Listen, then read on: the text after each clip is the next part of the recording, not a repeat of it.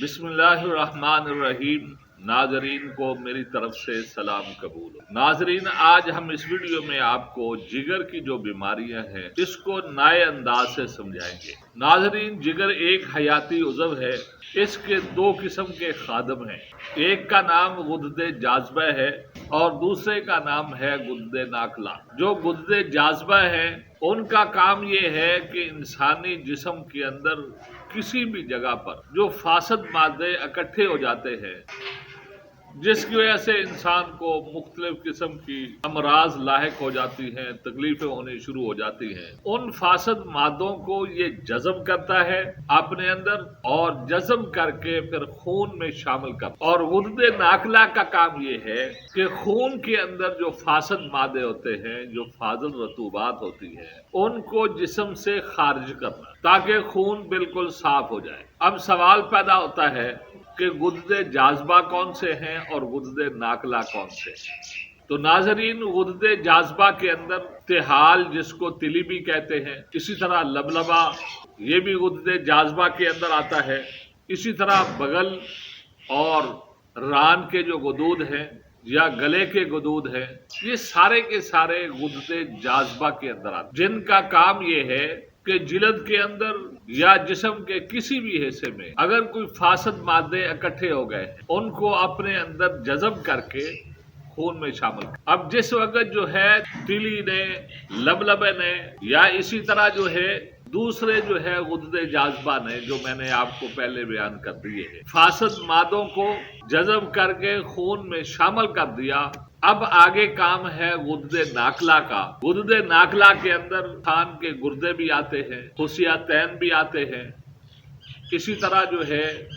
انسان کا جو مثانہ ہے یہ بھی غدد ناقلہ کے اندر آتا ہے۔ تو یہ جو غدد ناقلہ ہیں جو خون کے اندر فاسد مادے ہیں یا فاضل رطوبات ہیں ان کو جسم سے خارج کر دیتا ہے، خون سے خارج کر دیتا ہے۔ اب اس کا فائدہ یہ ہوتا ہے کہ جو فاسد مادے جسم میں جمع ہو کر گلٹی کی شکل میں انسان کو تکلیف دے رہے تھے یا فاسد مادے خارش کی صورت میں انسان کو پریشان کر رہے تھے یا اسی طرح جو ہے کوئی بھی بیماری جلدی جو فاسد مادوں کی وجہ سے انسان کو لاحق ہے، وہ غدد جاذبہ نے ان فاسد مادوں کو جذب کر کے خون میں داخل کیا،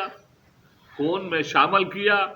غدد ناقلہ نے ان فاسد مادوں کو خون سے خارج کر دیا۔ تو مطلب یہ ہے کہ انسانی جسم فاسد مادوں سے پاک صاف ہو گیا،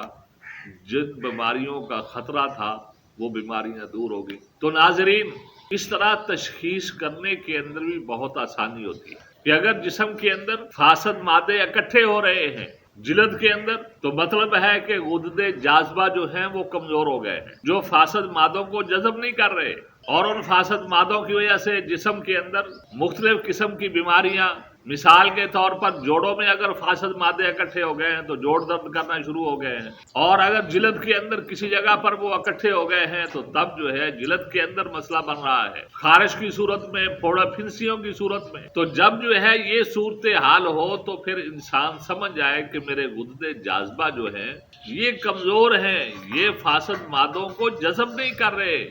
اور جذب کر کے خون میں شامل نہیں کر رہے۔ تو آپ غدد جاذبہ کو تیز کریں، وہ فاسد مادوں کو جذب کر کے خون میں شامل کرنا شروع کرے گا تو آپ ٹھیک ہونا شروع ہو جائیں گے۔ اور اسی طرح اگر خون کے اندر بیماری ہے، جس طرح خون گاڑھا ہو گیا ہے فاضل مادوں کی وجہ سے، فاضل رطوبات کی وجہ سے، اور خون گاڑھے ہونے کی وجہ سے آپ کو تکلیف ہو رہی ہے، پورے جسم میں خون کی سرکولیشن صحیح نہیں ہے، اس سرکولیشن کی وجہ سے آپ کو تکلیف ہے، آپ کو کوئی بیماری لاحق ہے جس سے آپ کی طبیعت جو ہے وہ ناساز ہے، تو پھر آپ اپنے غدد ناقلہ جو ہیں ان کو طاقت دیں، ان کو تیز کریں، جس سے آپ کا خون جو ہے وہ صاف ہو جائے گا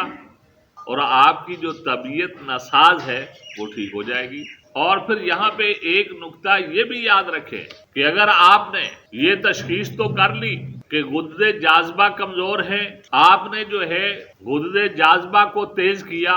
انہوں نے جو فاسد مادے تھے ان کو جذب کر کے خون میں شامل کر دیا۔ اب اگر جو ہے غدد ناخلا نے ان فاسد مادوں کو خون سے نہ نکالا اور آپ نے بھی اس طرف دھیان نہ دیا کہ میرے غدد ناخلا جو ہیں وہ بھی صحیح طرح پر کام نہیں کر رہے، تو پھر وہ فاسد مادے جو غدد جاذبہ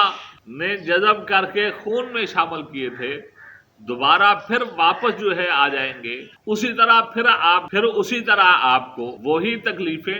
وہی ساری علامات دوبارہ ظاہر ہونا شروع ہو جائیں گی جو آپ کو پہلے تھی، اور جس کا مریض آج کل جو ہے بہت ہی شکوہ کرتا ہے کہ جی میں جب تک دوائی کھاتا ہوں ٹھیک رہتا ہوں، اور جب دوائی چھوڑتا ہوں تو پھر اسی طرح ہی جو ہے